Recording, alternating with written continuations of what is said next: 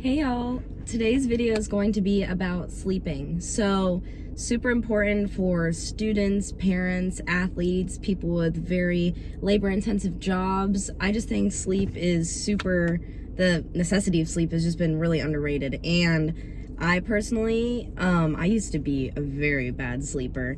So by that I mean I'd stay up super late, try to get up super early, hit snooze like 20 times.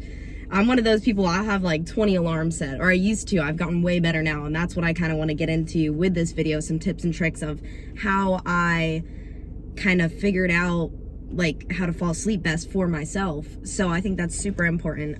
Starting off, first what I had to do to like break my bad sleeping habit, the staying up late, trying to get up early and just hitting snooze, is I just turned on white noise.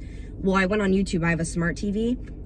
I went on YouTube. It's called dark screen white noise, and it's like rainfall, waves, super calming. I just personally sleep best with a little bit of background music. I used to sleep with my TV on, which I see now was terrible, because even though I just kind of like try to close my eyes and not like see the light of the TV, which kept me up in itself, but hearing the background noise, I'd focus in on that, and it made it even harder for me to fall asleep. So I finally broke that habit. So now I go on the YouTube, like I said, dark screen, white noise, and I put it on the sleep timer so that obviously it doesn't use a whole lot of electric and it turns off in an hour.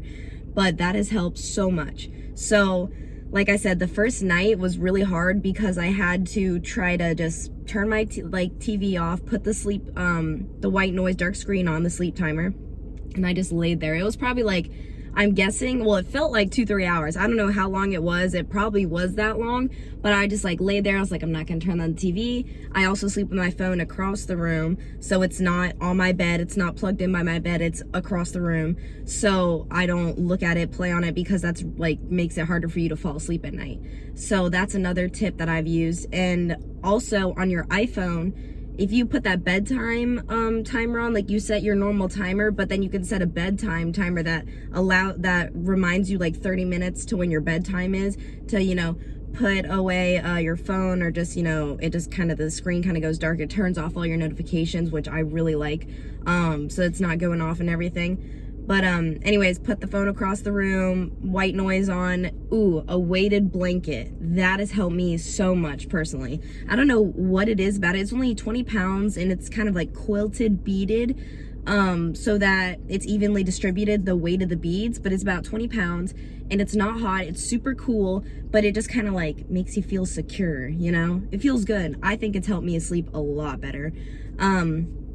Yeah, anyway, the first night was super hard. Now I'm at the point where I'm tired, like my eyes are wanting to shut around 8:30, 9 o'clock. I'm ready to go to bed. So I try to get home around 7:30, 8, and then I can have enough time to eat a little bit if I haven't already eaten, shower, do my skincare routine, just get cozy in bed and everything, check anything I need to respond to on my phone and whatnot, put it across the room, turn on my bedtime reminder, and I'm usually like actually asleep by probably 9:30, 10 o'clock. And like I said, that's huge for me. In college, I feel like it was hard to get on a good sleeping schedule because, one, I mean, I was in college, but I was a server as well. So some nights I'd be closing and we'd close at 1:30, 2 o'clock. So I'd get home around 2:30, 3 o'clock, and it's really hard to fall asleep, you know, once you're so wound up and everything. And then I'd have to shower and eat, and just it'd be so late, and then I'd have to get up early to go train people in the morning or go to class, you know. So that,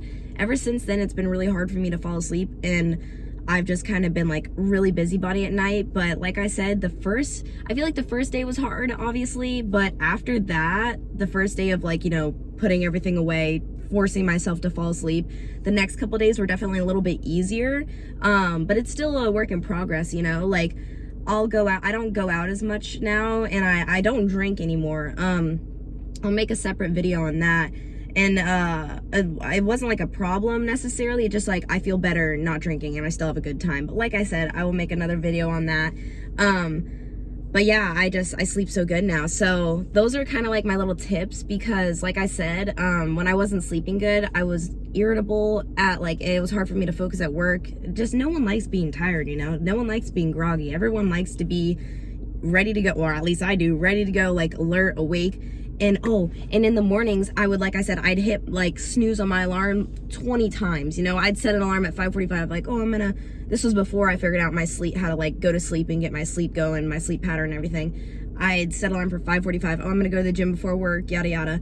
Hit snooze until 7:30, almost late to work, just rushed and everything. And now it's so regulated to the point where I fall asleep around 9:30. I am up, like my eyes just open before my alarm at like 5:45, and then I have time to go to the gym, make a good breakfast, do any kind of thing before, watch the sunrise, anything I want before work, you know. And I love that. I was never a morning person, and this has truly been like life-changing for me, just to feel good in the morning and not be super tired. So that was huge for me. And also for your body, like when you're training, especially resistance training, like heavy weights and everything, you need adequate sleep in order for your muscles to fully recover so that you can build muscle. You don't get sick. It can harbor like your immune system. If it can harm your immune system if you're not getting enough sleep, which I'm a little under the weather now. I've been sleeping fine. I just think I have a little cold, and it's allergy season, so all the pollen, whatnot. But no, and I noticed that, and I was like, because I was gonna do something last night, and I was like, no, I'm gonna go home, get good sleep, because I am feeling a little under the weather. Sleep is it's a cure-all, it really is. And also, it goes both ways. Too much sleep can make me a little groggy. That's why I like going to bed early, and if I naturally wake up before my alarm, that's just a plus for me, you know.